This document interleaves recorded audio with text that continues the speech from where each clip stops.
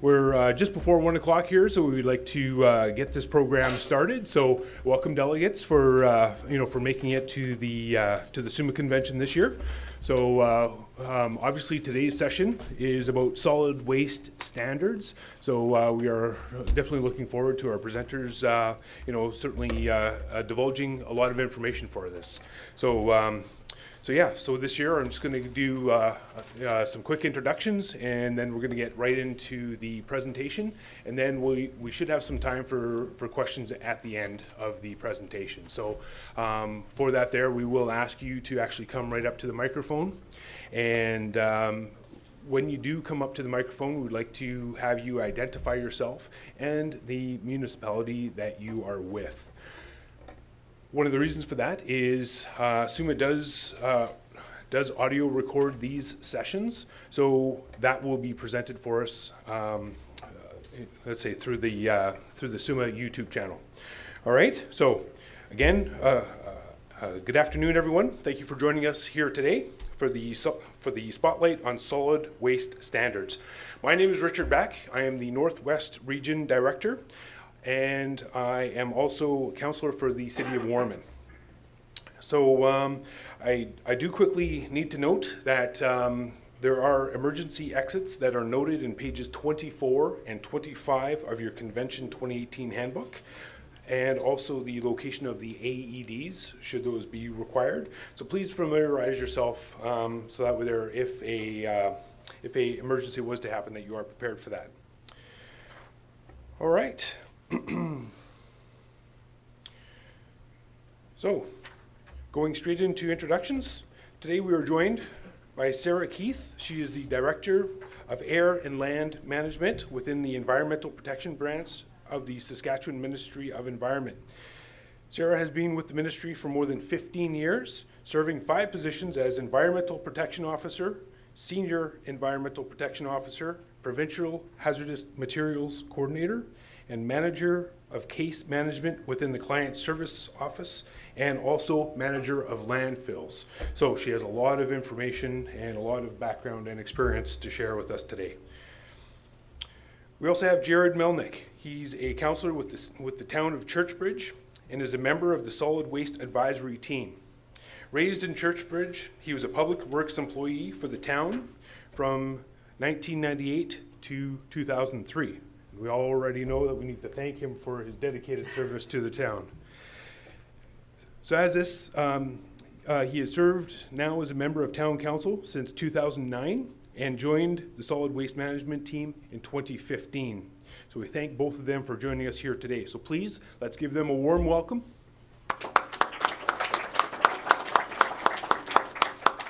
And at this time here, I will turn the presentation over to Sarah.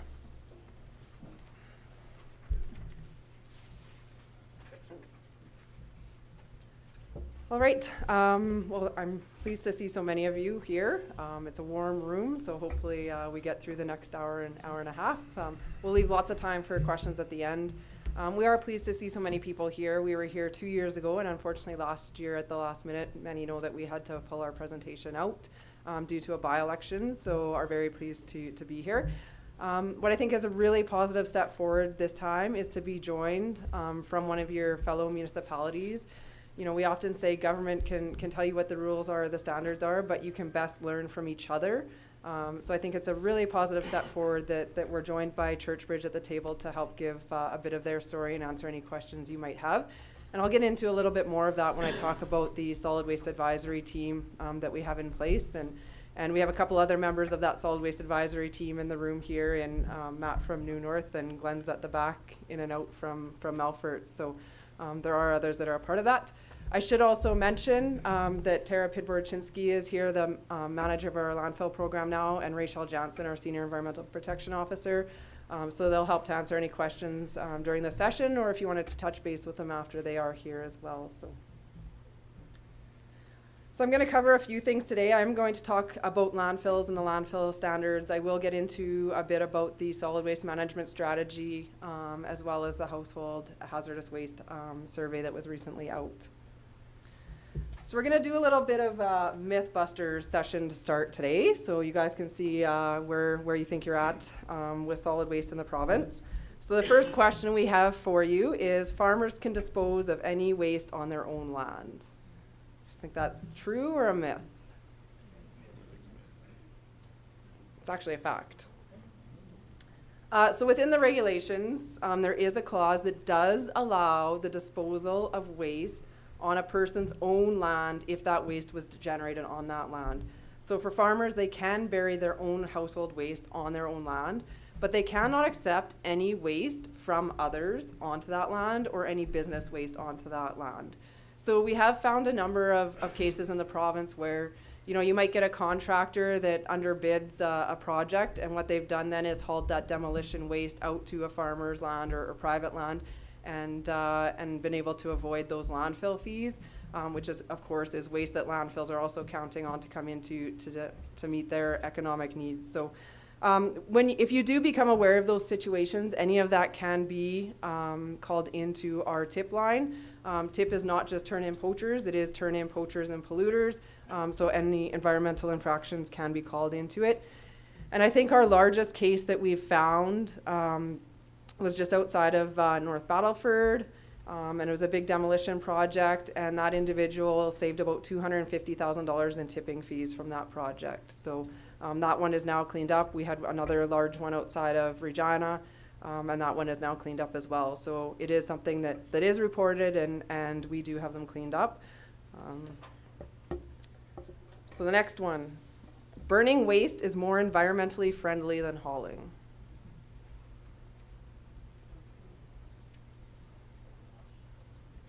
So that is a myth. So it's not just about carbon emissions, but the main contaminant of concern when you are burning is the dioxins and furans, and that's particularly what we're concerned with at the burning of waste. When you take something from a solid state and you change it to ash, it becomes more mobile into the environment, whether it's into the air through the smoke or into the groundwater through that leachate and that ash. And the primary concern with those dioxins and furans is it is a cancer-causing agent, and it's a direct health impact. That ash could be hazardous, and if there's plastic in it, it's likely hazardous, and then has to be disposed of as a hazardous site. So one of the examples I use is when all the information came out about BPA in the plastic water bottles, and a whole bunch of people were concerned about their drinking water bottles and their baby bottles and everything, and they went out and replaced everything with glass. And I was at our friend's farm, and their kids were outside playing, and we went outside, and they'd taken all of those plastic bottles that they were worried about, put them in the burn barrel, and burnt them while their kids were outside running around and playing. Well, I can tell you the inhalation of that smoke would be more of an impact than the absorption from those bottles with the BPA. Just not maybe as much messaging around it. So that is our primary concern with the burning of waste. That's not to say that the ministry isn't looking at innovation. We do encourage innovation, and we do talk a lot about future state of energy from waste. And energy from waste is the most sustainable option for waste disposal. However, in Saskatchewan, landfilling is still cheaper. And the reason for that is for energy from waste to be sustainable, you need a large volume or a large mass, which would pretty much take all of the waste in the province. As well as you usually find energy from waste projects where there is not availability or accessibility to land. And we all know in Saskatchewan we still have a lot of land, and that land is cheaper than putting an energy from waste facility in. So we do watch all of that technology and that innovation, and I can point you to more information on that. And there was a really good project in southeastern Alberta that they were trying to get off the ground, but they just could not get enough waste volume to make the project feasible. So we have all that information as well. So the next one, small landfills do not cause impacts or need engineering designs.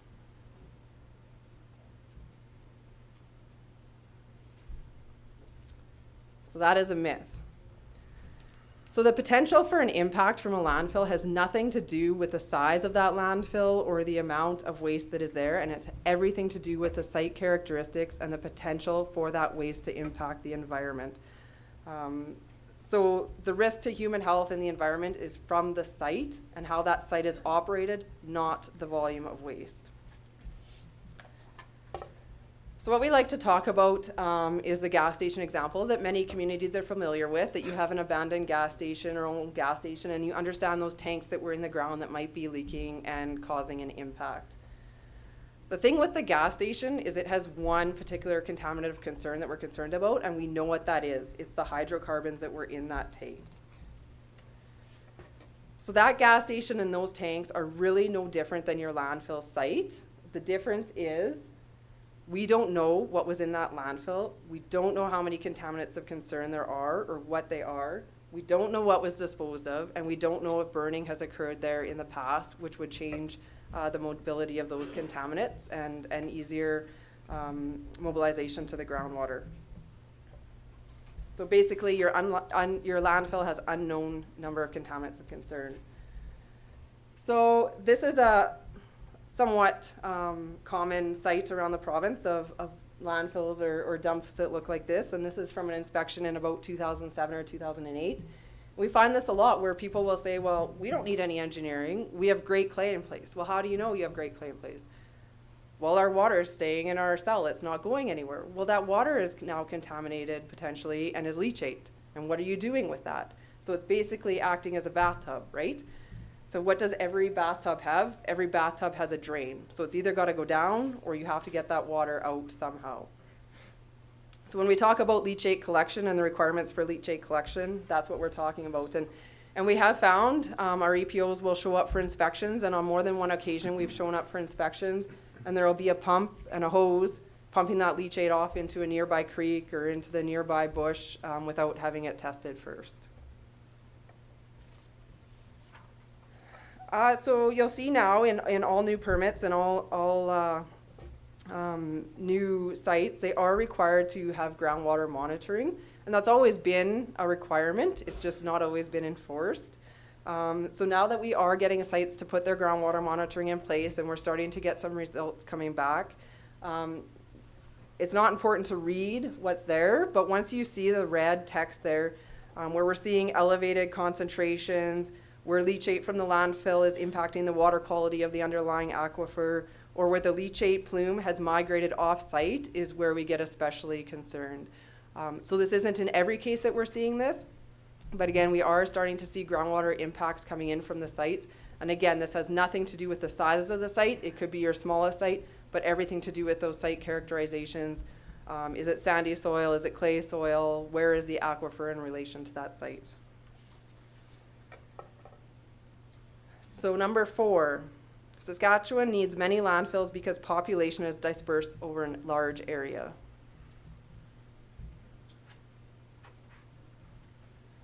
So that's a myth. So I'm going to, and since New North is here, use the North as an example. So the North is very dispersed in population, few roads. That being said, they had a feasibility study done in 2009, and it identified 3 regional landfills for the North.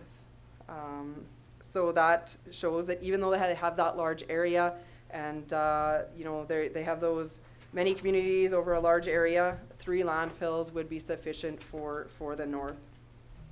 The example that we use, and we've had them come up and present with us at some sessions a few years ago, is people got tired of us comparing ourselves to Alberta or comparing ourselves to Ontario. We're not exactly the same. And so we sat back and thought, well, who might be like us a bit more?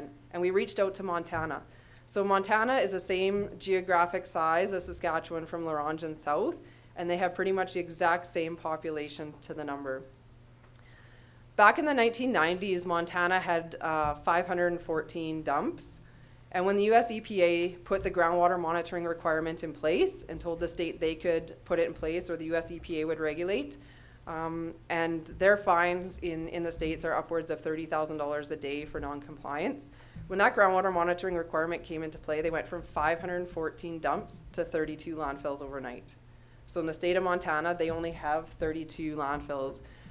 Their exemption for a landfill of their own is if you can't reasonably haul from your community to the landfill in a 24-hour period on the harshest winter day. Then you can get around those requirements. So their average haul distance in Montana is about 200 kilometers for a haul distance. The federal government now, and we're working quite closely with them, as INAC has a lot of waste funding in the province to spend over the next 3 years. They are no longer funding landfills on a reserve if that reserve is within 300 kilometers of a landfill. So their haul distance for the federal government's put in place is 300 kilometers. That has freed them up to put some of their funding towards off-reserve infrastructure, so they are able to partner with those communities and invest their funding into the off-reserve infrastructure. So the next one, the ministry wants a limited number of landfills in the province. How many think that's true? That's a myth. So the ministry's objective is that all landfills are designed and operated in compliance.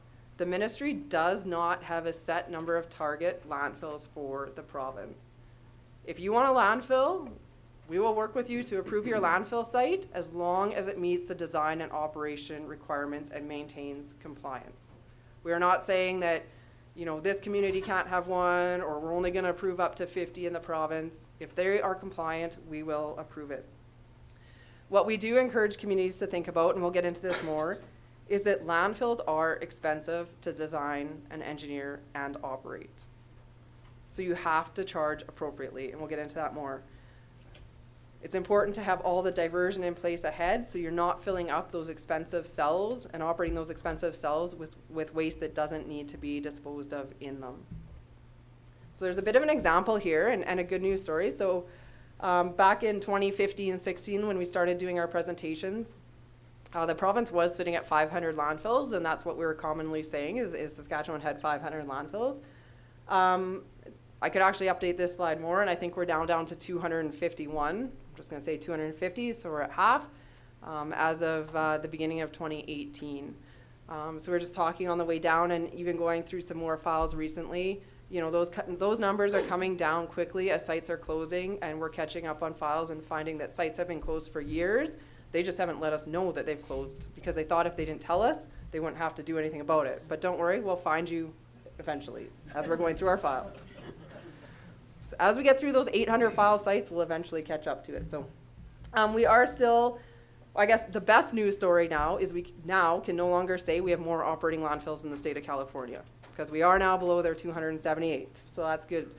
But for a while there, all of the United States only had 1,800. California had 278, and we were saying Saskatchewan had 500. So you can see some other jurisdictions. I think Manitoba has come down. They have new regulations in place as of last year, so I think they're below that 132 now. Alberta, that 126 includes all of their industrial landfills, so they only have 50 municipal landfills in Alberta. And again, you'll see North Dakota's down at 12. This is just a bit of a picture from when we started our reporting, and you can see this. If you go onto our ministry website and you go onto Saskatchewan Interactive, there is a solid waste layer, and you can see all of the open landfills, all of the open transfer stations, all of the closed landfills and closed transfer stations across the province. So the first picture is in 2014, the second one's in 2018. The green sites are open, the black sites are closed, so you see that we have significantly more closed sites now in 2018. What we're finding now when we talk about compliance, so these are pictures of Nipawin. So when we first started looking at the sites back in 2013, the first picture is their site, a very sandy soiled site. We were finding that there were impacts there, and the new pictures are the pictures from their new compliant construction. And I understand that on Friday, they just received their permit to operate that new cell. So they've made significant strides in their compliance. So regionalization is more sustainable than small landfills. So that is a fact.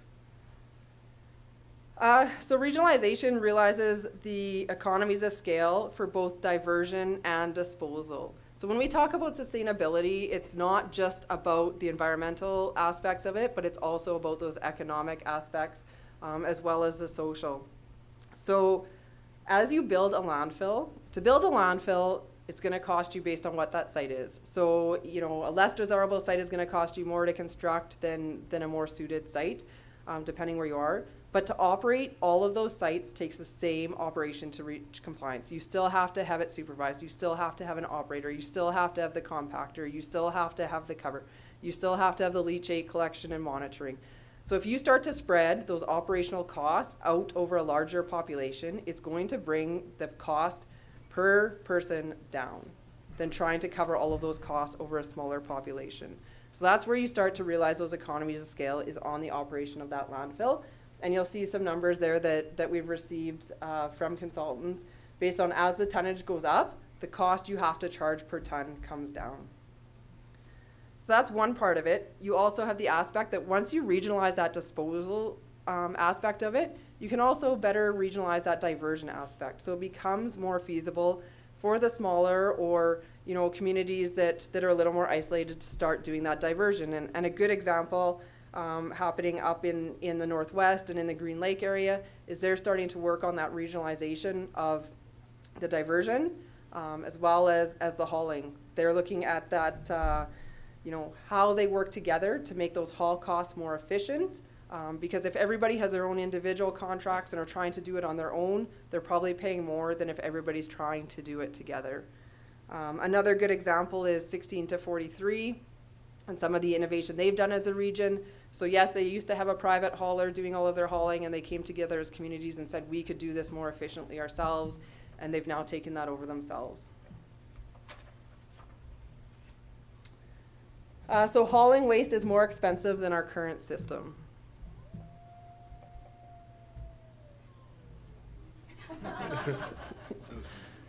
That one really depends, to be honest. If you're a community that's really just operating a non-compliant dump, and there's a lot of non-compliance issues there, and you're really not charging appropriately for that waste disposal, then yes, the hauling is going to appear to be more expensive than what you're currently doing. But if you're trying to operate a compliant site, usually the hauling is cheaper than trying to operate that compliant site over a small population on your own. So we're finding that a lot of landfills and a lot of communities are not recognizing that true cost of waste disposal. They're not charging adequately for that waste. Waste is expensive. The disposal of waste is expensive, but by keeping it cheap, communities haven't been able to offset their cost of compliance, and we're not getting the full realization out of diversion because it's just easy to toss something away for free rather than diverting it away from the landfill. If you look at the per ton cost across most of the compliant landfills or the major landfills, you know, they are all upwards of that $100 a ton. So if you're not charging close to that $100 a ton, you're probably not going to be able to achieve the construction and operation of a compliant landfill. We'll talk a little bit more about Churchbridge, but they have been able to show, and if you guys have questions, Jared, I know, has all the numbers in the back of his head, he rambles them off all the time, saving about $80,000 a year by having gone to a transfer station and hauling as opposed to operating their landfill at that time.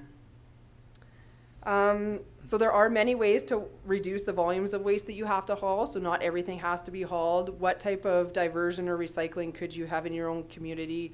What do you absolutely have to haul? What can you handle and manage on your own? So the one question that the District of Lakeland often poses at the Solid Waste Advisory table is, do you want to be in the landfill business? And they said as a district or an arm, that's the question they had to ask themselves before they even went forward on making decisions. Do we want to be in the landfill business? Because that's what it is. It is a business. You have to look at the long-term liability of that site. You have to look at continual construction of that site and compliance. You have to look at the eventual decommissioning of that site and be able to afford all of those aspects. So less landfills equals more waste in ditches. So this is a myth. We've reached out to the other jurisdictions as they went through regionalization and obtaining compliance with their landfills, and they really didn't see an increase in the illegal dumping or the litter. what the common message is those people that are going to do wrong are going to do wrong regardless. And I would argue that we have a lot of landfills that are free, a lot of landfills that might charge you $5, and there's still illegal dumping around those communities. So if somebody just doesn't want to drive to that site, they're not going to drive to that site. Perceptions change, and it does take time. But the ministry does actively investigate anything that's called into the tip line again. You don't always see it. People aren't always fined or charged. The ministry does use alternative measures a lot, and the conservation officers a lot of times, if they find one, will require that person to clean up that site plus 2 others that they might know of to get sites cleaned up. So I know there was one outside of Prince Albert where they found that the parents had given the kid some money to take the garbage to the landfill, but instead he decided to use it at the liquor store and just toss the waste. So he did have to clean that site up as well as 2 others. So it's not always fines that happen. And so if you call those into the tip line, ask any of the COs, they will tell you they did not get into being a conservation officer to pick through garbage, but they do it. So you'll see that there are often ones on the tip of the month as well, and we've had some where there were just a pile of shingles, and they were able to track the pictures of that shingle and the antenna back to the house that it came from and get charges and cleaned up that way. So this one didn't work, so the answer's there. But there are no new regulations, and maybe I put the answer there right away because this is the one that I find we have the most misinformation out there about, and not to put Richard on the spot, but even walking into the room today, he asked us about the new requirements under the environmental code. The answer is there is no new regulations when it comes to landfills. We are still operating under the Municipal Refuse and Management Regulations from 1986. What is new is the Environmental Management and Protection Act, which came into place in June of 2015. And it covers any new industrial waste works, which are industrial sites, if anyone has land farms. And it also includes the burning of waste is regulated under that new act. So approved construction and compliant operation has always been required. To apply for a permit to construct has always been in the permit. What changed is there wasn't a lot of active enforcement on landfills, as a lot of efforts were put towards drinking water and wastewater for a number of years. Landfills fell kind of third behind those. But in 2013, when the water went over to Water Security Agency and landfills was left behind with the ministry, and there was a new dedicated section, Matt's blamed it on me before, but it wasn't me, is when we really started to get back at looking at the compliance and working with communities on the compliance of their landfills. So the fact that you have to get an approval to construct and construct in an approved manner is nothing new. It's always been a permit requirement. We are looking at the modernization of legislation, and this will come up a bit more as I talk about the solid waste management strategy, as well as our regulations are up for review, for red tape review. So you'll probably see a survey coming out in the next month or 2 on the regulations themselves. At this time, there's no plans for a landfill code chapter or any waste management one to move forward. When we put our thoughts forward, the first one we'd like to see is for transfer stations. Like I said, we could codify those lower risk activities like a transfer station, compost facilities, and recycle facilities. We do require, as applications are coming in, for best management practices to be followed. The most common one is Alberta's because they do have similar geology. It's a well-established and well-known one by the consultants, and they're close to us. Through our MRMR red tape review, the comments that have come back to us over the last couple of years are the RM requirements to have a landfill and clarifying one of the sections. A lot of municipalities would like to see operator certification similar to water and wastewater, and clarified transfer station requirements. Going into this next one, and it kind of goes into this next one, there are code chapters related to site assessments and impact corrective action plans for any impacts that come out of those site assessments. Every landfill is an impacted site because you've put waste into the ground. So when we require an environmental site assessment, you are required to follow that code chapter. When we're looking at the closure of a landfill, it does follow the corrective action plan chapter, the same as a gas station or any other impacted site would. So that might be where some of the confusion is that on the closure side, those code chapters do apply. So going into this next one, The ministry provides time for closed sites to complete environmental site assessments. That is most definitely a fact. So the timeline to complete an ESA is site-specific and risk-dependent. We do work with communities to allow them to build up funds to complete that work. Typically, based on the community, we do allow 2 to 5 years. 5 would be rare, 2 is more average. There are some situations where it is a high-risk site where we note that there is greater potential for impact to that aquifer or drinking water, or there's been a significant amount of burning that it might be within the year. So the one is kind of rare, the 5 is kind of year, the 2 to 3 is the more common timeline. Like I said, we do work with all of those communities to try and allow them time to build up those funds. As long as we see communities working towards building up those funds and having a proactive plan in place and not just telling us to go pound sand or get lost, we do continue to work with those communities. Many sites are being proactive in completing these steps successfully. We do report on a quarterly basis now how many ESAs are coming in, how many sites have groundwater reporting, and that is reported through our ministry quarterly. I want to talk about, so the site assessment is the first step, and that's what we require within that time frame. The site assessment tells us if there are any impacts or potential for impacts at that site. The corrective action plan and the actual closure and decommissioning of that site is then very site-specific based on if there are any impacts.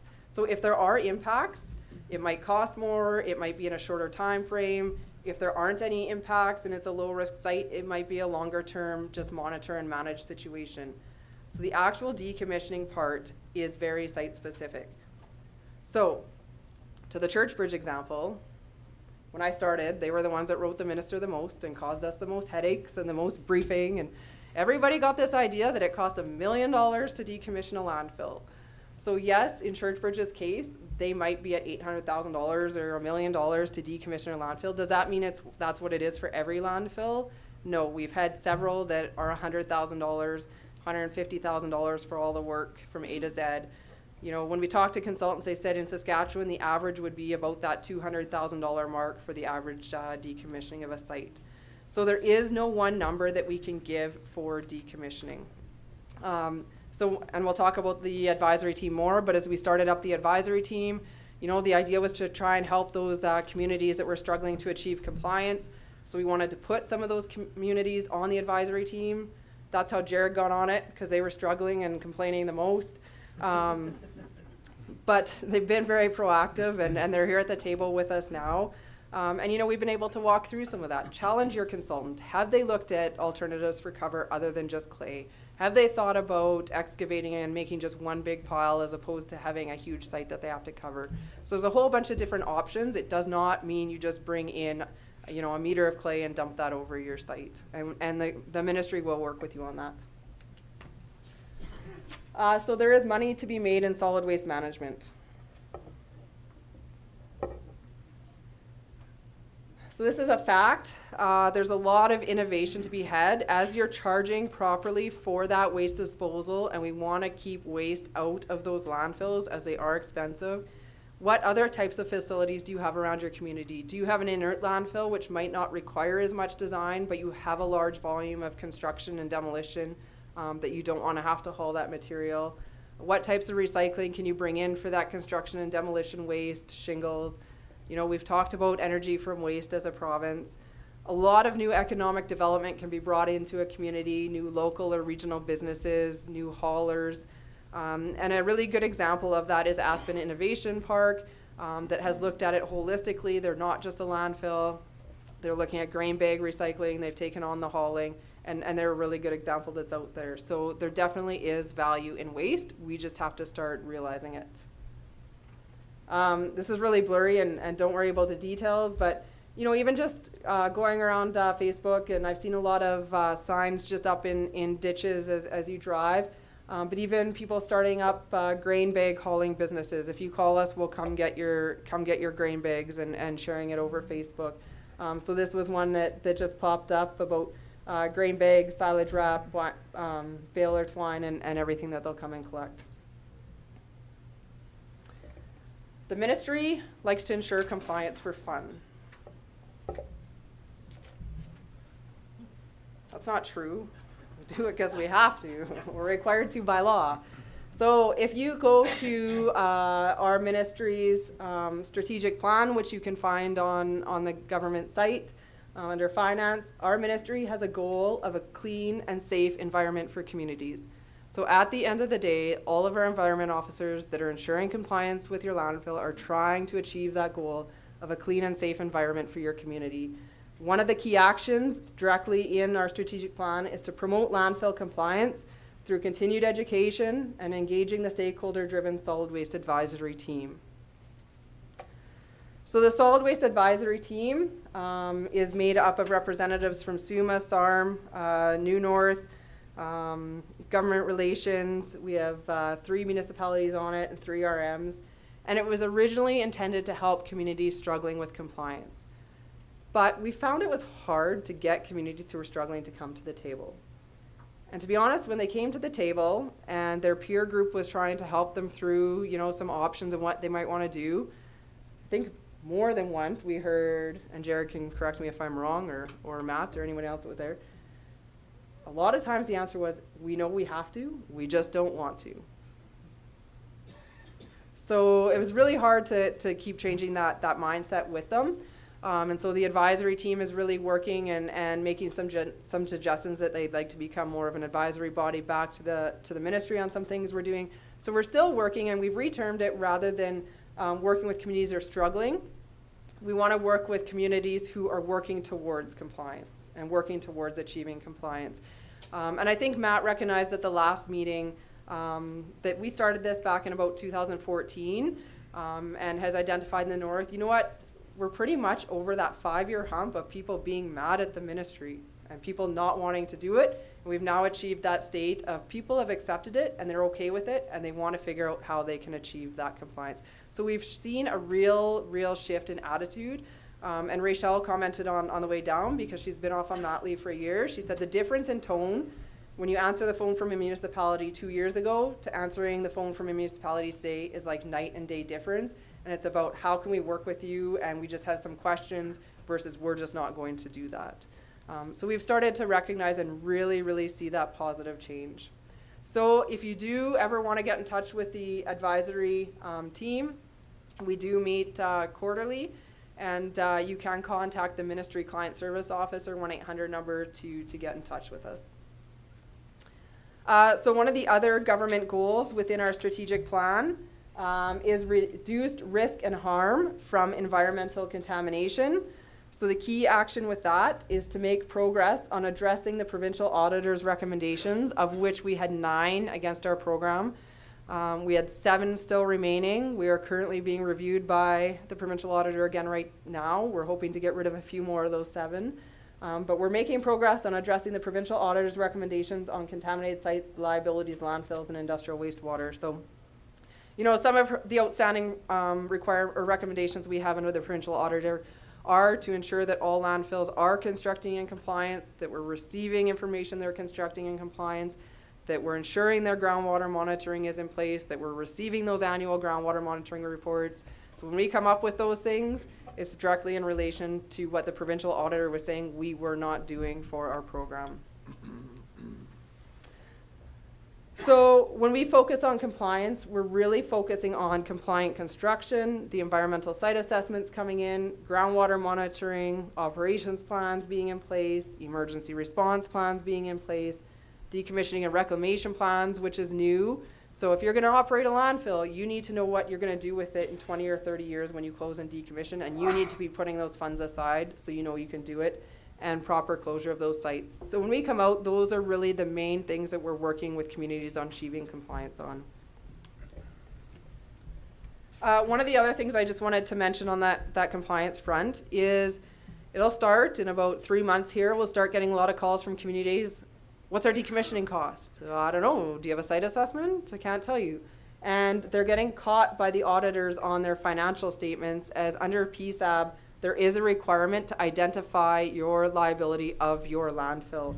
There's a whole section on solid waste landfill closure and post-closure liability.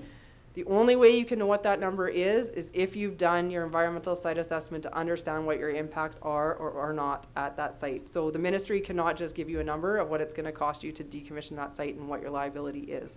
So that's not a Ministry of Environment requirement, that's your accounting requirement.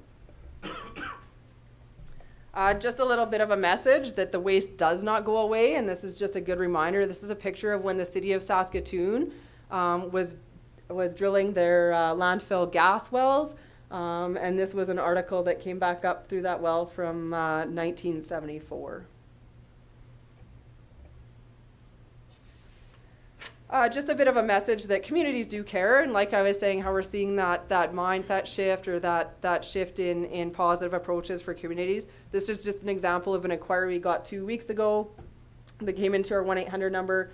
So the caller is with Village X. It's a very small village, 20 to 30 people. They're wanting to develop their waste strategy, just have their waste picked up. They want to know any information on burn barrels as they want to ban them, but didn't know how. So just a very positive step forward from a small municipality. I know that I was kind of confused as we get all the media releases that might relate to us, and there was one, and I think it was in the Melville paper last week about salt coats and closing their landfill, and I was reading it, and it kept saying, and they're going to apply to the ministry for an unpermitted site. They're going to apply to the ministry for an unpermitted site, and couldn't figure out what they're talking about. But what they're talking about is if you just have bins on the bins, and you have no waste on the ground. So if you go to become a transfer station and everything is in a bin, we do not regulate you, just like we don't regulate the bins in the Walmart parking lot. So that's what they meant by an unpermitted site, is they were going to just a bin system only. Or I'm assuming that's what was meant, but as we know, the media is not always right. So I'm just going to now cover the solid waste management strategy and a bit of an update of where that's at. So in the spring of 2017, there was a discussion paper prepared and launched on the ministry's website. And in May, they conducted 3 in-person engagement sessions in Regina, Saskatoon, and Prince Albert. They did an online webinar for those that weren't able to attend in person, and they had an online survey as well as allowed written submissions. So what they heard out of those engagement sessions back in May was the information that was compiled as part of those went into developing a What We Heard document, and that What We Heard document is currently posted on our ministry website. And the What We Heard document blended feedback from all of those outreach options. So what they heard was regionalization of landfills. Participants expressed concern about the number of landfills in Saskatchewan or agreed that the number of landfills is high and unsustainable. Potential methods for reducing landfills. Some participants indicated that the implementation of regional waste management authorities is necessary, and that by reducing the number of landfills to a manageable number, those landfills could be more sustainable. Regulation and enforcement. They felt modernization of current regulation is required to reduce the number of at-risk landfills and ensure consistency with landfill requirements. Waste diversion and reduction. Participants expressed the need for more regional options for communities, especially the northern and more remote ones, and continue to be challenged by issues related to geography. Opportunities to consider diversion programs such as special and hard to recycle waste, such as household hazardous waste, which we'll talk about in a minute. Education and awareness, opportunities to increase education and awareness, training opportunities for all landfill operators, environmental and human health risks with illegal dumping and burning of waste, and leadership for the government of Saskatchewan to adopt a one-team approach to promote long-term sustainable waste management, and stakeholders identified engagement and coordination with Indigenous communities, an integral component of leadership for waste management in Saskatchewan. So what should a strategy accomplish? The draft strategy will seek to facilitate long-term waste management from the perspective of 3 strategic priorities of landfill management, waste stewardship and recycling, and government leadership. Within each of these priorities, goals and objectives will be identified, and then action plans will be developed and coordinated with industry, local and provincial officials, and outline a course of action in identifying new waste reduction and diversion courses of actions. Performance measures will be identified to capture whether we are achieving our goals or not within that strategy. The strategy will provide a consistent long-term focus to the direction of waste management in Saskatchewan, while action plans will provide flexibility to address the shorter-term priorities and assist the strategy with obtaining its longer-term goals and objectives. So the strategy is being developed to serve as a roadmap for reducing and managing solid waste, an integrated approach with internal and external stakeholders to build a cohesive vision that will contribute to clean and safe environments for Saskatchewan communities. The strategy will outline a mission to establish Saskatchewan as a leader in waste management in Canada that brings in expertise and best practices from industry, stewards, businesses, municipalities, provincial government, First Nations, and the public. So an integrated approach is being proposed and identifying guiding principles to help advance the strategy. So sustainability, identifying waste as a resource and find solutions that support reduction, recycling, and recovery before the disposal. Safer landfills, finding solutions to waste management that ensures the protection of human health and the environment. New economic opportunities, seeking solutions to waste management that create economic opportunities for people throughout the province. Community and public service, ongoing engagement and partnerships to ensure the strategy is meeting the needs and objectives. Innovation, so investing in tools, mechanisms, and incentives that encourage and identifying new solutions. So again, our mission for waste management is best applied through the hierarchy. So we always want to look at preventing the waste first. So what waste don't we need to begin with? Reusing it, recycling it, recovering it, and the very last option is disposal of that waste. So focus on promoting awareness of health and environmental risks and enhancing economic opportunities to reduce waste and provide equal access to recycling programs by increased reuse and recycling programs. So again, just another slide to illustrate the strategic priorities. Under each one of those strategic priorities, goals and objectives will be identified as a result of the engagement efforts. The next steps for the strategy are working to finalize a draft of the solid waste management strategy and initiate engagement sessions on the draft strategy itself. Those will be similar to the last engagement sessions. There will be a comment period and a webinar offered as well. Bit about household hazardous waste. There was as part of the solid waste management strategy that we were just talking about, in that engagement, 78% of the survey respondents identified household hazardous waste as an important priority. So with Waste Reduction Week in October, there was a survey conducted on household hazardous waste, and that consultation ended on December 15th. What is a household hazardous waste? It is basically any of those containers that include any of the symbols on the slide, is what is considered household hazardous waste. So the goal of the Stewardship Regulation, basically currently household hazardous waste is managed individually by each municipality. Some have programs, some don't have programs, some have more successful programs, less successful programs. I know that INAC has been doing a lot of work on First Nations with household hazardous waste collection. But the goal is to develop a program that meets the needs of Saskatchewan residents and is harmonized with other Western Canadian jurisdictions. So the next steps on that is the development and public release of the What We Heard document from that survey back in the fall. There will then be additional engagement to clarify any comments or concerns from that What We Heard document and work towards finalizing regulations in the upcoming fiscal year of 18-19. So just a bit of a reminder that we don't inherit the earth from our ancestors. We were borrowing it from our children. So how do we want to leave it going forward? And that's really what the best management of our landfills and solid waste facilities is all about. So again, as I mentioned, Jared is here to share, kind of where Churchbridge is at and their example and answer any questions you might have. Like I said, we can tell you what you have to do, but you can learn the best from your peers, from those that are going through it, have gone through it, what's been successful, what hasn't been successful. Examples if you're looking for what consultant should we use or what should we put in our scope of work. The ministry can't tell you who to use or who not to use, but we will always tell you to contact your peers for references, find communities that have gotten through the process successfully. What did they do? What worked? What might they avoid? So I don't know if you want to give anything more, just answer questions. Either or, it doesn't It's up to matter. you. I'm done, so. They're sick of me. Well, I'll try to bring you guys up to date. I'm not a public speaker. I'm a little bit nervous. I'm a potash miner. So just going to tell you where we started and where we're trying to get to. So our landfill opened in around 1970. We got about a 40-acre site. We paid around $700. So anybody knowing what the value of land is now, it didn't cost us a whole lot. Over the years, we've taken everything from old gas stations to you name it has gone into the site.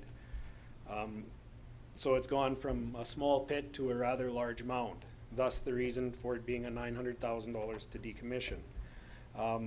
Over the years, we had talks with surrounding communities to try to regionalize our site. And we did take in Bredenbury, Langenburg, the RMs at Churchbridge and Langenburg as well. Yeah, I'm just shooting from the hip here, so work with me. Around 2014, as costs continued to rise, it was costing us around $120,000 a year to run the landfill. We looked at other avenues and decided that going to curbside pickup and recycling was the way to go. We made the move to close our landfill and have our garbage trucked to Yorkton, as well as our recycling. So kind of around that same time, we hired an engineering firm to get a site assessment.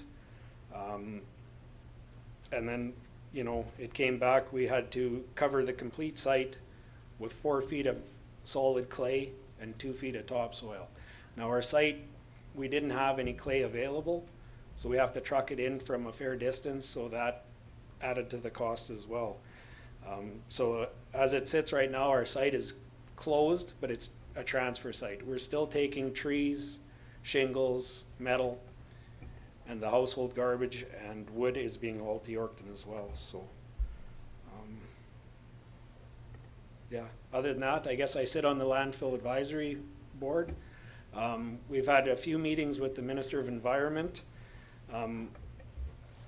just making him aware that, you know, so many of us, our communities are struggling to decommission these landfills, and without, you know, government funding, we ain't gonna be able to get these off the books.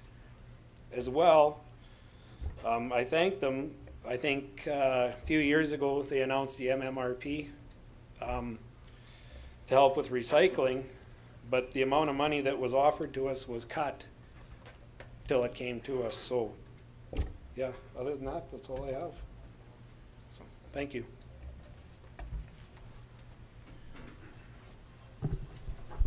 All right. Well, certainly, Sarah and Jared, thank you very much for your presentations. At this time here, we would move towards questions. So certainly with this year, if there is, if there is anyone from the audience that that does have a question, I would ask you, to just come up to the microphone, identify yourself and your municipality. So certainly with this year, if you wanted to make your way towards the microphones, please do that now. In the meantime, with this year, I actually have a question here for Sarah, and that is regarding the Aspen Innovation Park that you had certainly identified. Do you have any examples as to how they were able to model their business, to certainly be successful? And also with this here, does the Ministry of Environment offer any supports towards that? Yeah, so the Aspen Innovation Park, and I'll probably get the name wrong, but I believe they used Redberry Lake, I don't know if it's consulting or the company, so they did have that separate assistance in pulling that together. And so no, the ministry doesn't provide direct support on the business model of it, but there are other avenues to reach out to, and we find that is really where people need to start, is what is that business model? Even if it's a regional approach, what does that look like? So I know, in some of the examples in the north where they're working through, they're using avenues through FCM that Matt would know more about.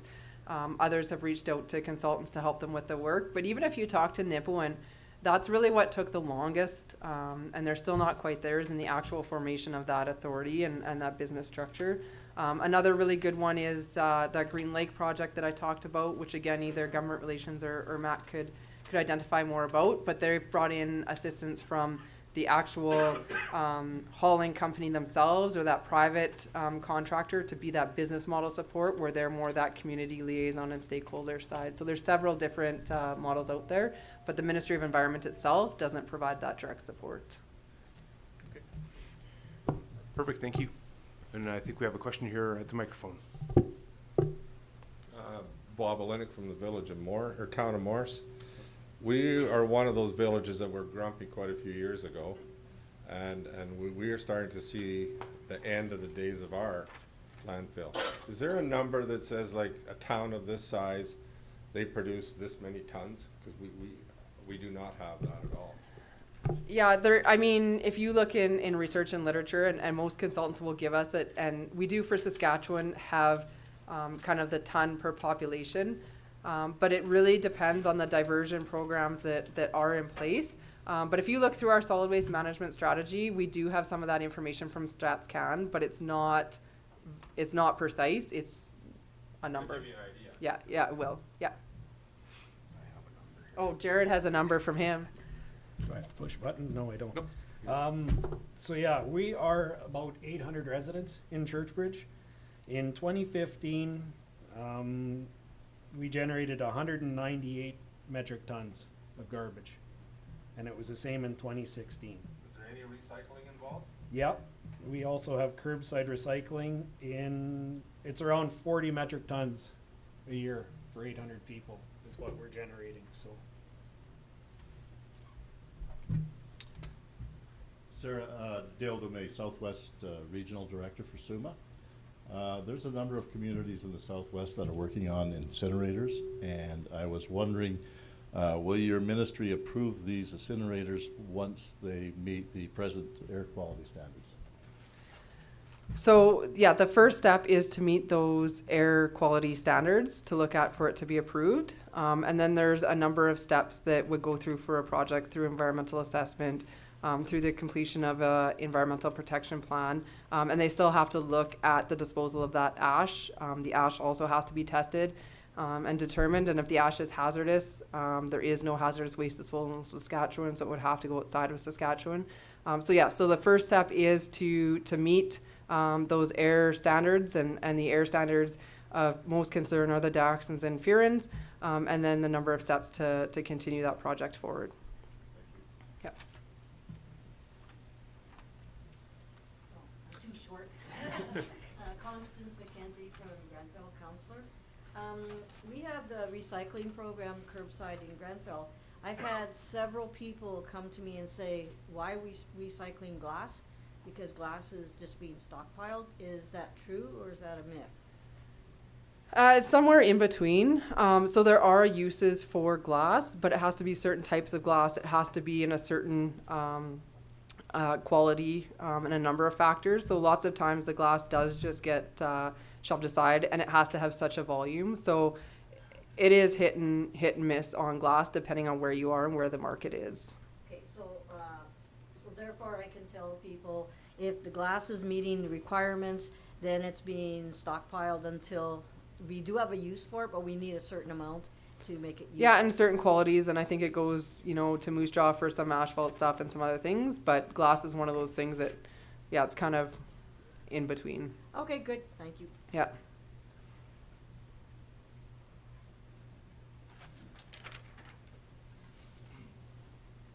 Thank you. Mike Kaminsky from the village of Invermay. I guess a couple of comments and then a few questions that I need some clarification from you. You're likely aware that back in 1985 there was a lot of study done in this area. There was a documentary, there was a book written called The Tragedy of the Commons.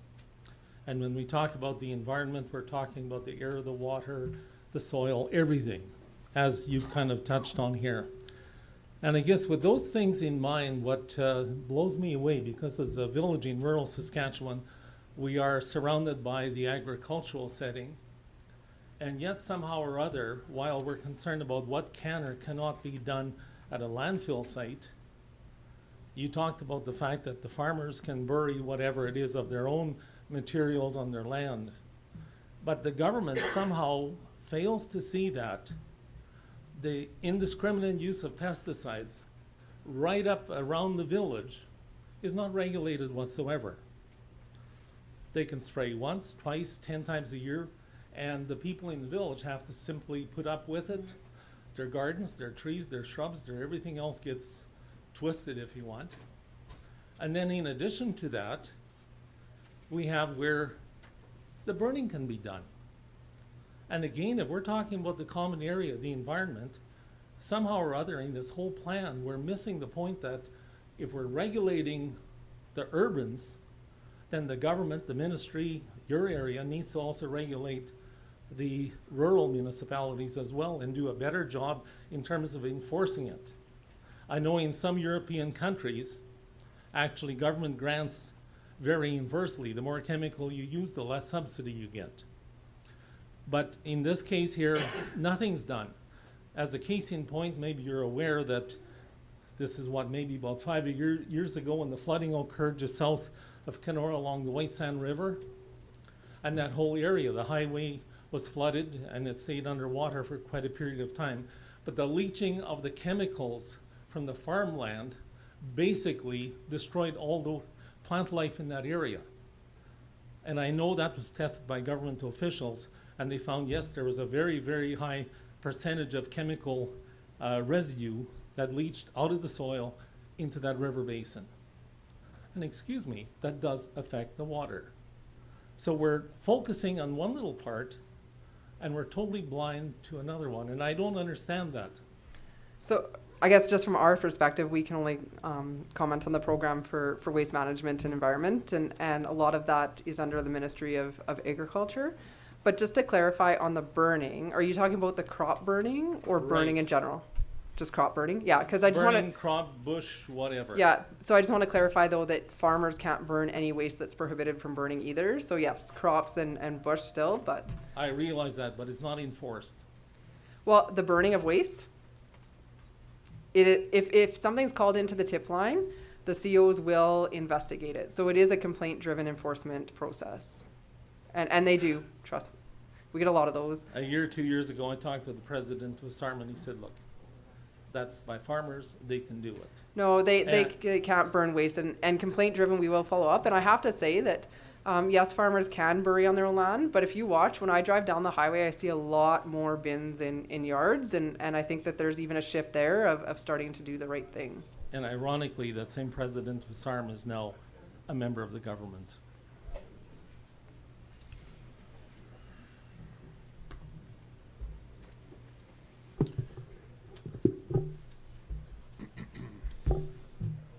Yeah, Ron Kowalczyk, Mayor of Town of Halford, also the chair of 1643. See, you guys can ask him. And Aspen. Did I get it wrong? Yeah, we started this regional operation, and the thing is, the government still does not have enough, like the previous speaker just said, enough control over disposal of waste on farms. We're, like right from grain bags, the local people there, we're right there. They still think it's a lot easier to get a match and burn them and whatever. And unless the government steps on them and starts finding people, whatever, you're not going to deliver. We said we won't pick them up from you guys, and that they wouldn't call us. They sooner burn them. And when it comes to, we've got one municipality which isn't our own, where we are, is not involved in the 1643, because people on council there are saying it's just easy. We've got a lot of land. We can get rid of our waste right on our land, so they will not join us. We're looking at if we can get more right from grain bags and a lot of other material that shouldn't be disposed of. They can come to our facilities. We've got a set up for everything to divide everything and whatever. But people think it's a lot easier to just throw it in a ditch or in their bush or whatever. So if anybody needs any information, I do have some. Yeah, I even got some pictures of what we did, how we incorporated our pig barns and whatever to do this. But it was all done with just local municipality money. There was no money, no grants, and right now, Aspen is more or less on a standstill because the waste site can't keep funding the Aspen, the regionalization of what we look. We've got great plans. What can become solar energy, hydroponics. We've got all of that there, but unless we can get some funding, whatever, the municipalities just can't do it. We're doing a great job with our waste management, but as far as Aspen, what can be done regionally, there's got to be some more government funding or involvement in there. Hoping that the previous minister is now the premier, so maybe maybe he'll look at it, because he definitely knows me and whatever from this involvement in this area. But like I said, we could use more government leadership. Thank you.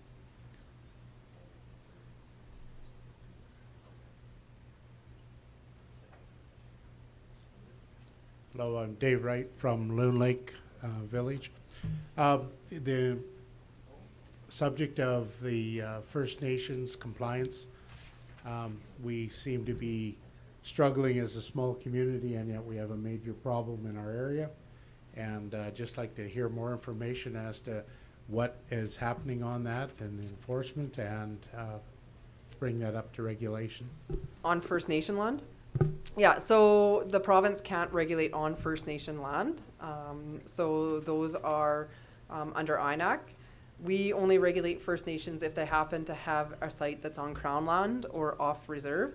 But what I can say is I do know a number in that area have burning concerns where they're burning on First Nations. When we do get those complaints, we do work with INAC. INAC does not have the same enforcement capabilities as the province. So unfortunately, a lot of times they're just writing them education letters and letters of awareness. That being said, like I said, the INAC is no longer funding landfills on reserve. They will only fund transfer stations, trying to promote that compliance model and that regionalization model off of reserve. And they're working very hard with the communities that want to work with them on that diversion and the household hazardous waste and all that kind of thing. They have a significant amount of funding over a 5-year period for waste management in Saskatchewan. So we're trying to work as closely as we can. Basically, the INAC model is they follow the requirements of the province. So if they're looking for a new transfer station or something on First Nations land, they basically default and follow the provincial requirements. So we basically have nothing to regulate it. We can't regulate on First Nation land, no. Okay, so, yeah. All right, thank you.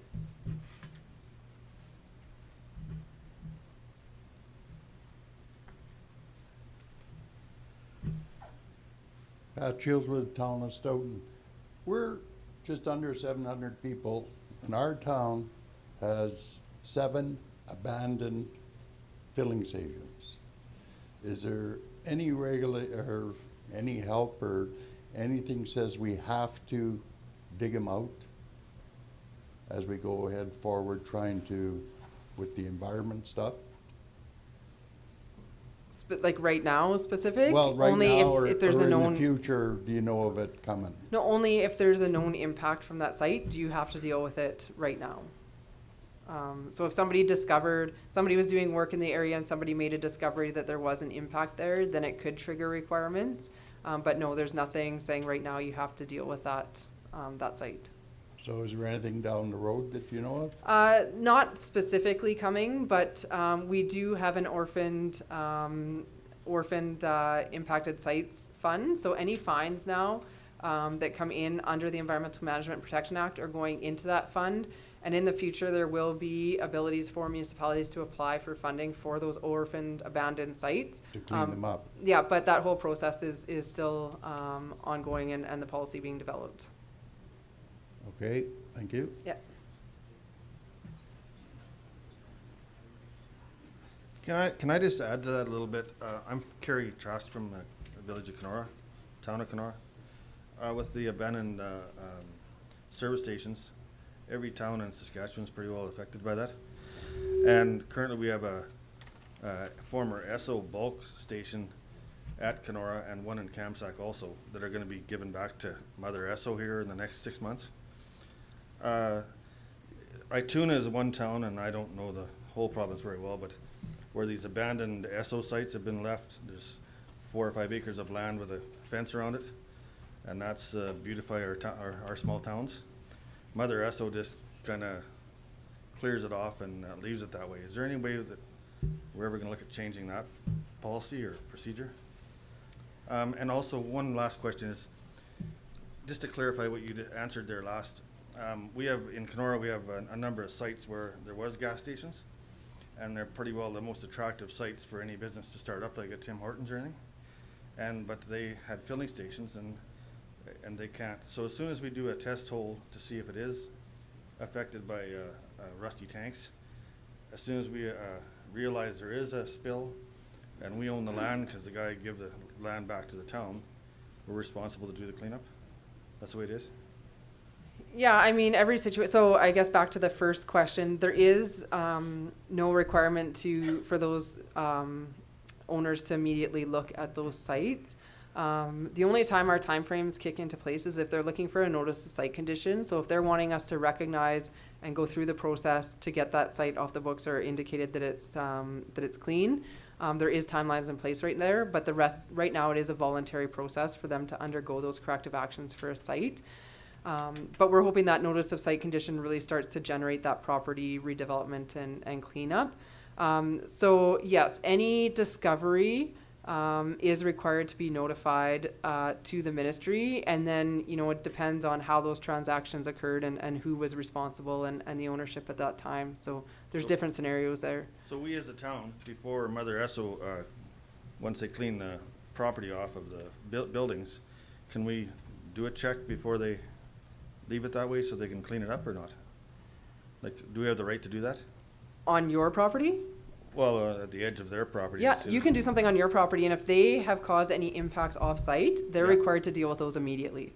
So if they have off-site impacts that are impacting your property, they have to deal with those off-site impacts immediately. Okay. It's just on-site. So it's the same with your landfill. It's the exact same situation. If your landfill is only having impacts on that side of the landfill, you can monitor and manage those in place. Okay. But as soon as it's found that there's off-site impacts, those have to be dealt with immediately. Or you have to get sign-off from that landowner on your plan. Okay. Yeah. Thanks. Jason Chineko, CAO, Town of Wynyard. I want to get back to landfills.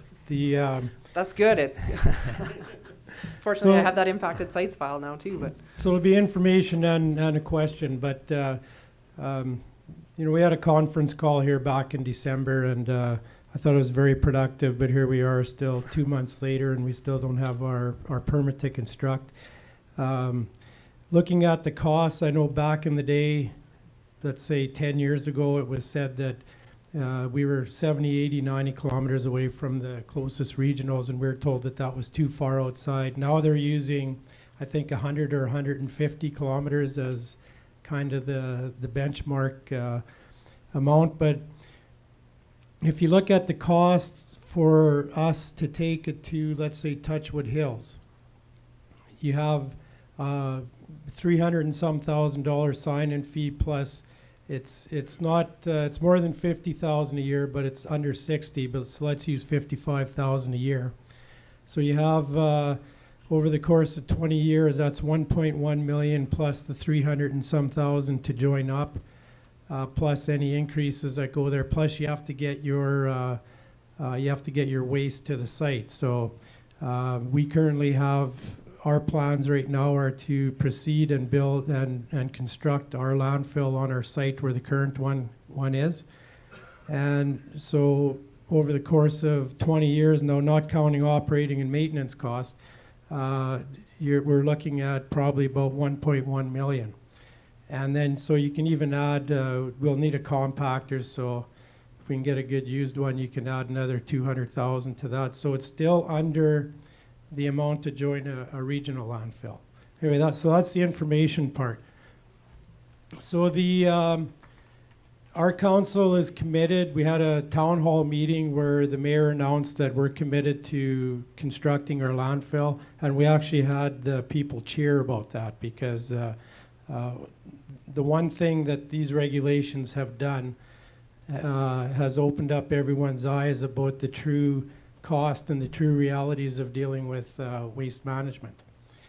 Anyway, so my question part is, I think we need some consistency on the EPO. So our EPO, every time that we get the request for information, we provide that information. It doesn't seem to move us any closer to the permit to construct. It just seems to generate 10 or 20 more questions, and it's been that way all along.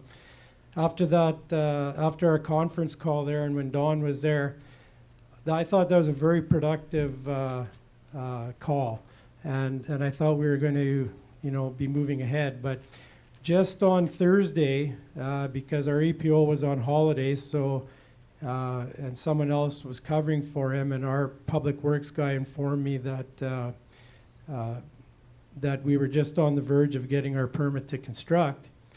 Then just on Thursday, when Dawn is back, we get an email, well, that now there's more questions that he wants answered. At some point in time, there's got to be an end to the questions, and the permit to construct has to be issued. Like, if we're complying with everything along the way, we have the plans in place, we have the site assessments done. We have 2 site assessments done, actually. We got the Leachate Collection pond is in the plans. I mean, the creek that runs by the landfill site has been addressed about berming up.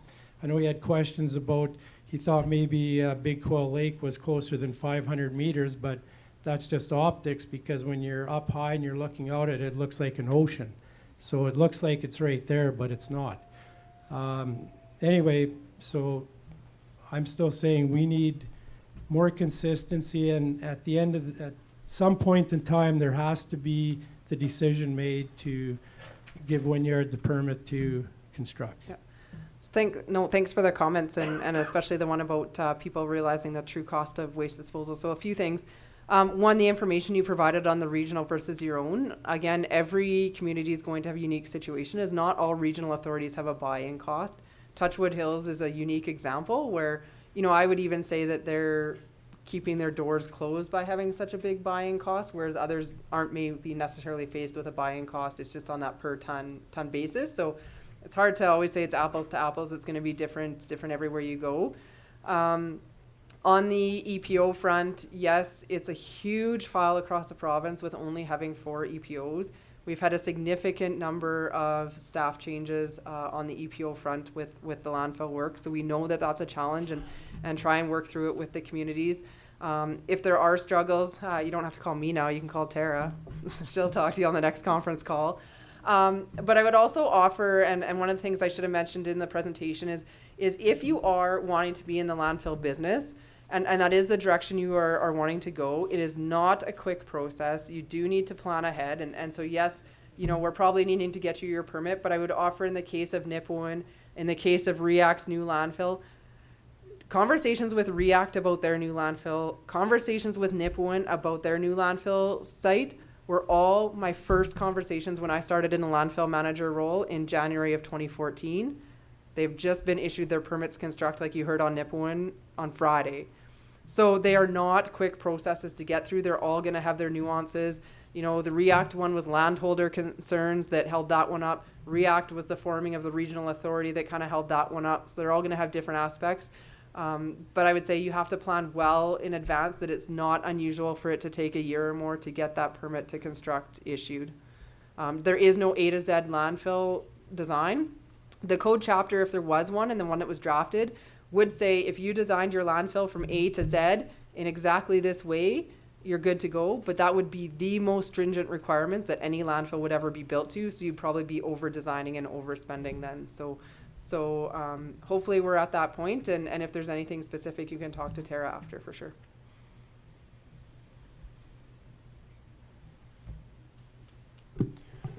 Okay, I would ask if there's any more questions from the floor. Gord, you have to be the last one. Behave yourself. Anyway, if you think we're not mad, we're still mad. Thanks. But I just wonder if you could comment or expound a little bit on what landfill operator certification might look like, or what we could talk about from that perspective. You bet. So there's actually a better resource than me in the room, and she didn't sneak in. So Sherry Praske is in the back. And she is with the Solid Waste Association of North America, Northern Lights chapter, which covers Alberta, Saskatchewan, and Manitoba. And so there is operator certification requirements in both Alberta and Manitoba, and they're run a bit differently. But SWANA is involved with both of those. And if you'll notice, and you go onto the SWANA website, they do offer those courses in Saskatchewan. The difference is we're not requiring an exam at the end to get that certification and run a certification process. So all landfill operators in the province right now still do have the opportunity to take advantage of those courses through SWANA. Something that the city of Regina is leading with a number of other municipalities, I think including Melfort and some other ones, is looking at a voluntary certification program.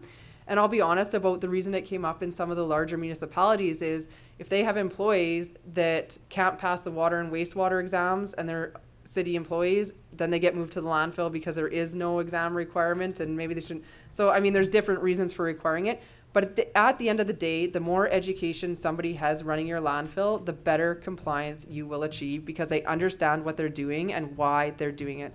So regardless of whether or not there's an actually quote-unquote certification program in place, that education is already available in the province. And Sherry can explain more about what the actual certification programs in the two provinces look like.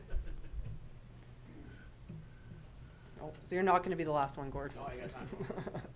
Hi, Steve Spearman, town of Springside. Going on with what the fella from Wynyard said there, we're kind of in the same boat as well. Not we're going to construct, but we had your people come out there, I believe it was April, came and did an inspection. They told us they were going to give us a report of recommendations. We're almost going on a year. We still haven't heard a thing. And I know our permit to operate is going to expire soon.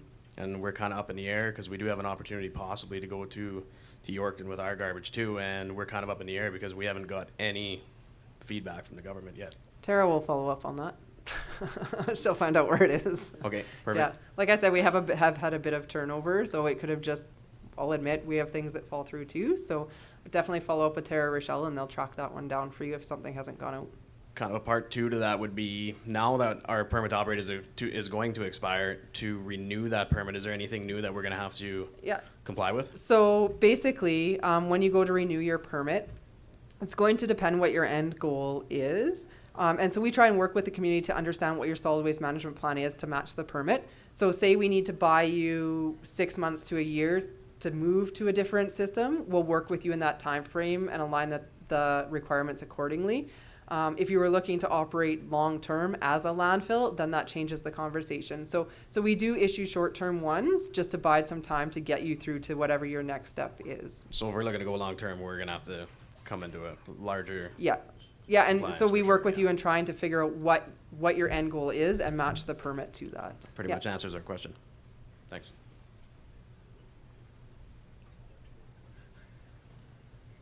Larry Heon from the village of Loon Lake. I want to get back to the First Nations garbage. We have 2 pits less than a mile from town, and they burn every 2 days. You talk about plastic. Plastic's going in there, burn every day. You can smell it come right through town. Are you guys going to help us enforce, like that's clean air? I know. It's not just us to stay on the reserve, it floats all over the place. I know. And as a volunteer firefighter, I get those calls every 2 days. I know, and it's a struggle that we're well aware of, that we try and close that gap with the federal government. Their strongest enforcement aspect is if it's impacting fish-bearing water. So if we can find any aspect of that leachate or that it might be impacting fish-bearing water, then Environment Canada is all over it. So that's the first trigger. The second trigger on the air side, we're trying to work with the federal government on that piece and work with them to see what's in place in other provinces, but we just haven't been able to close that gap yet. Well, I think if SURM would pay attention, these pits are less than a mile from a lake. Well, but it's not us, it's Environment Canada, right? So we have to notify Environment Canada of that because we have no jurisdiction on First Nation land. No, I realize Yeah. that, yes. So, I mean, if we have that information and we can work with your conservation officers to try and make that argument to Environment Canada and have Environment Canada look into it. Our conservation officers are more worried about me knocking down a tree beside the creek than Well, you can let us know when sometimes.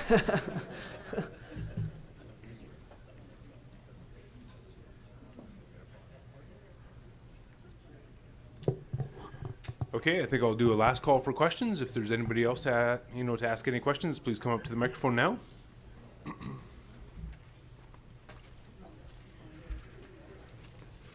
All right, well, I don't see anybody moving towards the microphone, so at this time here, I would definitely like to thank Sarah and also Jared for their presentation. So let's please give them a warm applause.